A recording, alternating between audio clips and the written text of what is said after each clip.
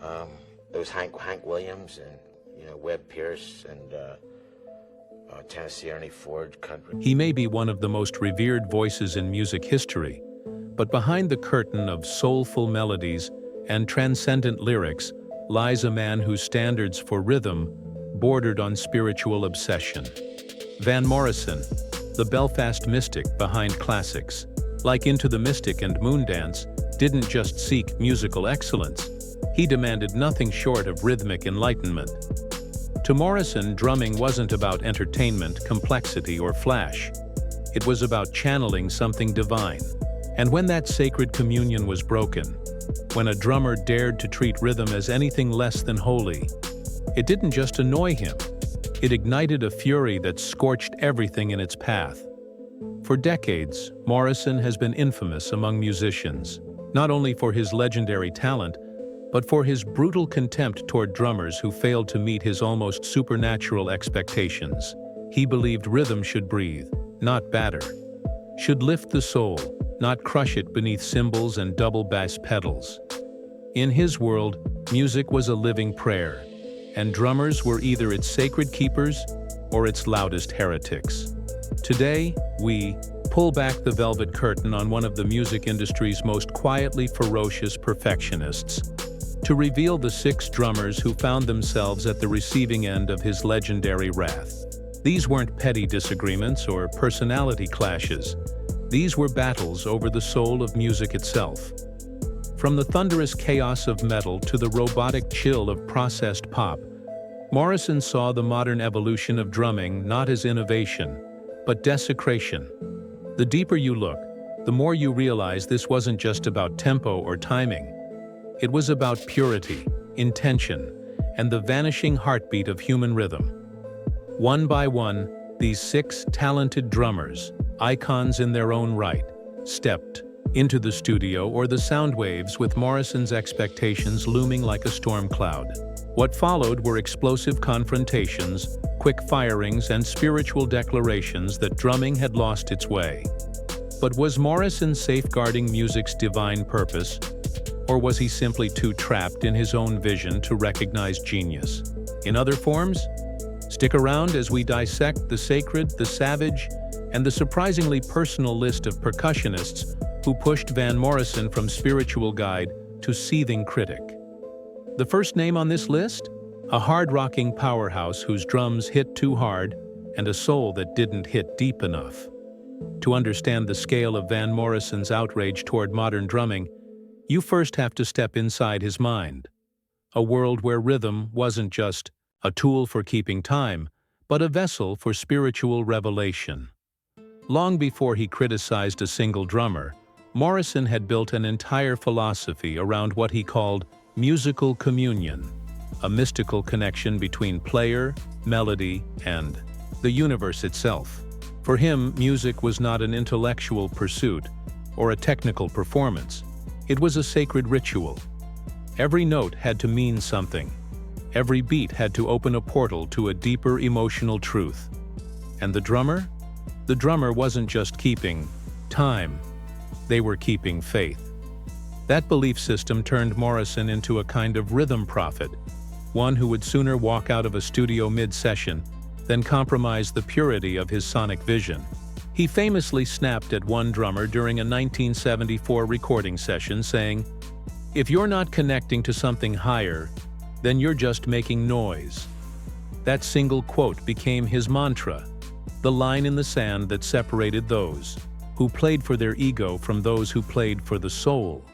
In Morrison's eyes, there was no such thing as neutral drumming. It was either spiritually aligned or it was sacrilege. This wasn't just an artistic standard. It was a code of spiritual conduct. If a drummer showed even the slightest hint of mechanical repetition, showmanship, or intellectual overdesign, they were cast out. He didn't care about fame, resumes, or technical prowess. He cared about one thing. Can you feel it? Morrison's bandmates have shared stories of rehearsals that turned into sermons, where Morrison would rant about rhythm as if he were channeling the divine. "Music is a spiritual practice," he once said, not in an interview, but in a moment of pure frustration with a percussionist who couldn't find the groove. He viewed the drum kit not as an instrument, but as an altar, and only those who played with complete spiritual surrender were welcome to sit behind it. That belief forged his hatred for what he saw as drumming's descent into noise, ego, and industry manipulation. Whether it was jazz, rock, or pop, if the rhythm didn't breathe, if it didn't speak to the soul, it was rejected. And if you think this spiritual filter only affected new collaborators, think again, because even legendary drummers weren't safe. What follows is not just a list of names, but a series of cautionary tales, proof of what happens when a musician strays from the sacred pulse. And the first to make Morrison's blacklist? A drummer known for sheer power and raw force, traits that, to Morrison, were nothing but noise pollution in his temple of sound. For most rock legends, collaborating with Tommy Aldridge would be a badge of honor. Known for his explosive double bass drumming and blistering energy, Aldridge built a career pounding stages with acts like Ozzy Osbourne and Whitesnake. But for Van Morrison, that kind of thunder wasn't music. It was blasphemy. Their brief encounter during a 1980s studio session ended in spiritual disaster. Morrison, then experimenting with new musical directions, gave Aldridge a shot behind the kit. What followed was a clash not just of sound, but of ideologies. According to former Warner Brothers producer Lenny Wonker, Morrison barely lasted 3 songs before abruptly stopping the session and declaring in front of the entire room, "This man thinks drumming is about proving how loud he can hit things. He's turned my meditation into a demolition derby." That wasn't just a critique, it was an excommunication.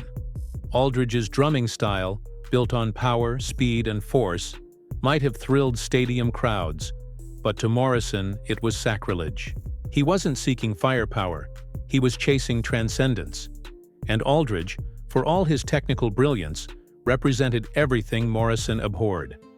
It wasn't the volume alone that offended him, it was the intention behind it. Morrison reportedly called Aldridge's playing caveman rhythms that drowned out every subtle emotion he tried to express.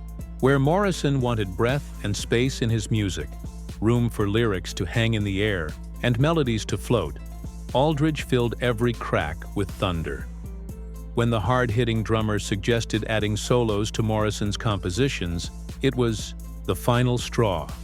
Witnesses claim Morrison walked out of the studio entirely, later telling his manager, "I don't hire drummers to masturbate in public while I'm trying to create something beautiful." That kind of language wasn't unusual from Morrison.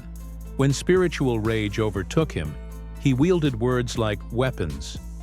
Aldridge later admitted he was shocked by the rejection, calling Morrison intense but unreasonable. But for Morrison, this wasn't personal. It was spiritual warfare. He saw Aldridge's style as a threat to everything sacred about rhythm. Ego replacing service, volume replacing subtlety, chaos replacing peace. To Morrison, rhythm was a sacred current, and Aldridge had hijacked it with a jackhammer. What many considered energetic or passionate, Morrison interpreted as violence, an assault on the meditative space where true music is born. And from that moment forward, Aldridge's name was forever etched into the list of drummers who not only failed Morrison's test, but violated the very soul of his musical mission. But Aldridge wouldn't be the only one to fall. Next up was a drummer whose problem wasn't aggression, but performance itself. If Tommy Aldridge symbolized brute force behind the kit, then Carmine Appice represented the flamboyant showman, a drummer whose flashy theatrics made him a rock spectacle. But where fans saw charisma, Van Morrison saw corruption. Their paths briefly crossed during a 1970s recording project when Morrison was hunting for a drummer who could support his more experimental, introspective material. Instead, what he got was a performance he viewed as sacrilegious. According to former Atlantic Records engineer Tom Dowd, Morrison auditioned Appice for a single afternoon, and that was all it took for him to decide that the rhythm had been desecrated. "Carmine's more interested in being watched than being heard," Morrison reportedly snapped. "He's turning my songs into his personal variety show." That scathing dismissal wasn't a jab at Appice's technique. By all accounts, Morrison respected talent when it served the song. What he couldn't tolerate was showmanship that overshadowed spirituality. Appice, a veteran of bands like Vanilla Fudge and Rod Stewart's live tours, was known for his powerful fills and stick-twirling bravado. But to Morrison, all of it was Vegas drumming. Style over substance, spectacle over soul. Where Morrison wanted rhythm to be invisible, to seep into the background like incense in a temple, Appice made it a spotlight act. The friction reached its peak when Appice began demonstrating stick tricks during their session. Witnesses claim Morrison halted the take and stared coldly, delivering a line that would echo for years. "I need someone who talks to God through rhythm, not someone who talks to the audience through acrobatics." In that moment, the divide between them became irreconcilable. Appice was confused, even hurt, but Morrison stood firm. He wasn't making music to entertain. He was crafting spiritual vessels, and Appice's flashy flourishes were polluting the process. It wasn't about drumming anymore. It was about reverence. Morrison believed drumming should be an act of quiet devotion, not a circus. And to him, Appice embodied the worst of what drumming had become: a commercialized spectacle that reduced sacred rhythm to a gimmick. Later, Morrison would explain his view to melody makers, saying, "Drums should serve the music's spirit, not compete with it for attention." That ethos made him reject even the most celebrated players if their presence distracted from the emotional truth of the music. Appice, to Morrison, didn't just miss the point, he missed the entire purpose. And so, another drummer was cast out of Morrison's spiritual circle, not for lack of talent, but for mistaking rhythm as a performance instead of a prayer. But if Appice failed for being too flashy, the next name would fall for being too cold. An intellectual giant whose calculated precision left Morrison ice cold. There are few names in drumming more revered than Neil Peart, the legendary percussionist of Rush, whose intricate cerebral playing redefined progressive rock. To millions, Peart was a genius, an architect of rhythm, a master of complexity, a poet with sticks. But to Van Morrison, he was everything wrong with modern drumming. Where fans heard brilliance, Morrison heard soulless calculation. The tension wasn't born from a personal clash, but from a philosophical chasm so wide that it turned admiration into absolute rejection. Morrison first encountered Peart's work in the late 1970s, during a time when Rush was soaring and Peart's drumming was being hailed as revolutionary. But for Morrison, the revolution was a betrayal.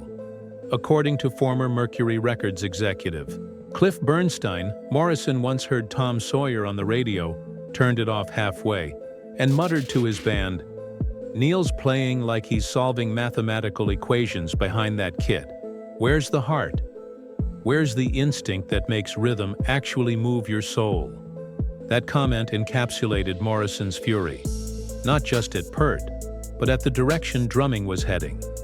He believed rhythm should be organic, instinctual, and emotionally intuitive, not meticulously mapped out like a physics equation. Peart's clinical precision, his perfectly timed fills, and his blueprint-level arrangements made Morrison feel as though the human element had been stripped from the music. While Peart pushed drumming to new technical heights, Morrison saw it as a sterilization of spirit. Drumming by engineers, not artists. Music should surprise both the player and the listener, Morrison told Canadian musician in 1981, criticizing the trend of overcomposed percussion that left no room for improvisation or divine inspiration. He feared that drumming had become an academic discipline rather than a spiritual expression, and Peart was, in his eyes, the figurehead of that transformation. The divide wasn't just musical, it was cultural. As Peart's style began influencing a new generation of drummers who idolized complexity over connection, Morrison withdrew deeper into his beliefs.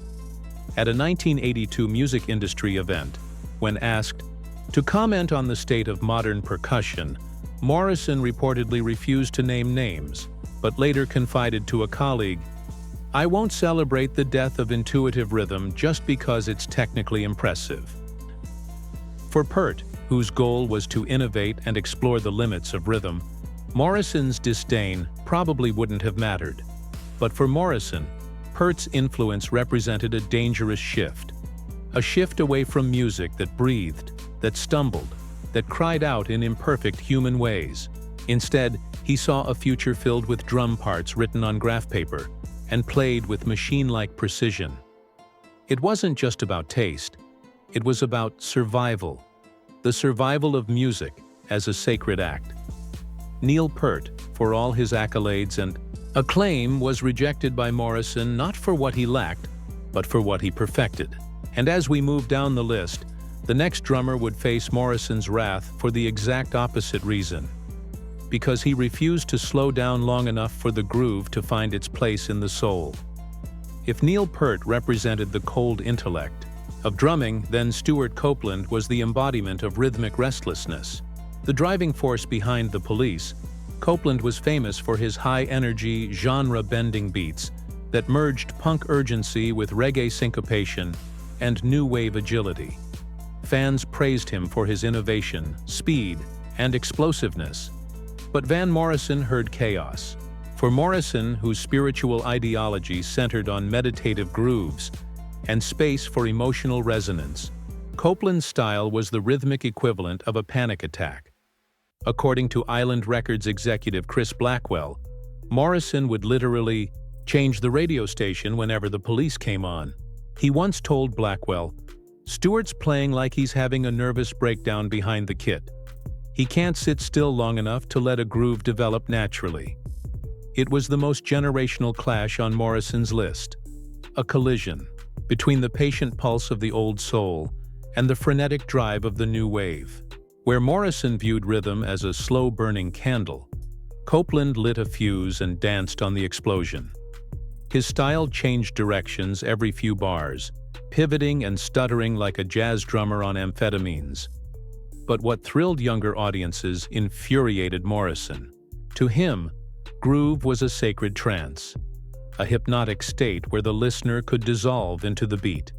And Copeland's ADHD approach shattered that state with every unpredictable fill. During a 1984 recording session, Morrison reportedly stopped a young drummer mid-track for mimicking Copeland's style. "I need you to play one groove beautifully," he scolded, "not 50 grooves badly." That moment summed up his belief in simplicity and devotion to feel over flash. Copeland wasn't just playing drums, he was performing ideas, flipping genres, and showcasing flair. And while that made him a legend in his own right, to Morrison it was spiritual blasphemy. He didn't want drummers who impressed audiences. He wanted drummers who disappeared into the sound, letting the music breathe and evolve without interruption. The mere idea that a drummer would dominate a track rather than elevate it was enough to ignite Morrison's fury. In Modern Drummer in 1983, he vented his frustration with the younger wave of drummers. Great grooves need time to cast their spell. It wasn't that Copeland lacked talent, it's that he lacked stillness, the one quality Morrison valued above all. Where others saw complexity, he saw fragmentation. Where others heard genius, he heard impatience. And while Copeland's rhythms may have fueled a generation of hits, for Morrison, they represented the death of serenity in song. He believed rhythm should guide the soul gently, not jolted awake every 4 bars. And as we inch closer to the final names on Morrison's blacklist, the drummers grow not just louder or flashier, but more destructive in Morrison's view, culminating in a metal legend who Morrison believed turned the drum kit into a weapon of spiritual warfare. If Stewart Copeland's restlessness grated on Van Morrison's nerves, then Lars Ulrich's sheer brutality drove him to absolute revulsion. As the co-founder of Metallica, Ulrich revolutionized metal drumming with his aggressive double bass, patterns, tight fills, and relentless machine gun rhythms. To a generation of headbangers, he was a god of thunder. But to Morrison, he was nothing short of a sonic terrorist. This wasn't a clash of genres. It was a spiritual battlefield. Morrison believed rhythm was sacred, something meant to soothe, inspire, and elevate the soul. But Ulrich, in Morrison's eyes, had turned the drum kit into an arsenal. According to former Polygram Records executive Frank Barcelona, Morrison once attended a metal showcase out of curiosity. When Metallica took the stage, he didn't even make it through their set. He stormed out halfway, telling his entourage, "Lars is using drums like weapons of war instead of instruments of peace. He's destroying everything beautiful about rhythm and calling it innovation." That wasn't a simple opinion, it was a condemnation. While Ulrich was earning accolades for redefining what was possible with speed and precision, Morrison saw nothing but violence. He called it sonic terrorism, likening Ulrich's sound to artillery fire when he believed it should sound like a heartbeat. Morrison wasn't criticizing metal, he was attacking the intention behind the performance. To him, Ulrich's drumming wasn't about passion or release, it was about dominance. That ideology ran counter to everything Morrison stood for. In a 1989 interview with Q magazine, he declared, "Drums should heal the soul, not assault it." And when Ulrich's influence began creeping into mainstream rock, Morrison's contempt boiled over. At a 1990 studio session, he reportedly fired a session drummer on the spot for incorporating Ulrich-style double bass patterns, barking, "I hire drummers to create sanctuary, not to simulate battle zones." The incident became infamous among insiders as proof of Morrison's zero-tolerance policy for what he considered rhythmic aggression. In Morrison's world, intensity wasn't about volume, it was about vulnerability. And Ulrich, for all his technical prowess, symbolized the exact opposite. A hypermasculine, confrontational energy that left no room for introspection or grace. Ulrich may have changed the game for metal, but for Morrison, he was the loudest sign that drumming had lost its soul. Still, as much as Morrison despised Ulrich's assaultive style, the next and final name on his blacklist hit even harder, not with volume or chaos, but with something far more insidious: technology. And in that betrayal, Morrison didn't just lose patience, he lost faith. Among all the drummers Van Morrison rejected, none left a deeper scar on his spiritual vision of music than Phil Collins. This wasn't just disdain, it was heartbreak. Unlike the others, Collins wasn't a metal brute or a punk anarchist. He was a refined melodic craftsman whose work as the drummer and frontman of Genesis, and later as a global pop icon, reshaped modern drumming. But in doing so, Morrison believed Collins committed the ultimate betrayal, erasing the human soul from rhythm and replacing it with digital precision. It wasn't Collins's fame or success that disturbed Morrison. It was the sound, the infamous gated reverb drum effect that Collins popularized in the 1980s, with its sharp, echoing blasts, came to define an era. But for Morrison, it sounded like death. According to former Virgin Records producer Hugh Padgham, Morrison once heard Collins on the radio and became visibly agitated. He muttered, "Phil has taken everything organic about drumming and run it through machines until it sounds like robots playing. He's murdered the human heartbeat and replaced it with digital death." To Morrison, rhythm was supposed to breathe, to pulse like a living being. Collins' processed beats sounded sterile, programmed, devoid of the imperfections that gave music its emotional power. It wasn't just a sound issue, it was a philosophical crisis, where Morrison sought drummers who channeled spirit through every snare hit. Collins was using studio tech to achieve perfection. Morrison believed that perfection killed soul. In his eyes, the widespread influence of Collins's sound marked the moment rhythm stopped being a sacred ritual and became a commercial product, and that idea horrified him. "He's turned rhythm into factory work," Morrison reportedly raged during a studio session. "It's all boxed in and synthetic. There's no human left in the beat." What made Collins' betrayal feel so personal was the fact that Morrison admired his early musicianship. Before the machines took over, Collins was known for his jazz-influenced sensitivity, his dynamic touch. But to Morrison, that musician had disappeared under layers of echo and automation. In interviews, Morrison refused to directly name Collins, but referred often to the corporate drummer who killed rhythm's soul with reverb. For those who knew, the reference was unmistakable. Collins, meanwhile, seemed unfazed, continuing to rack up hits and awards.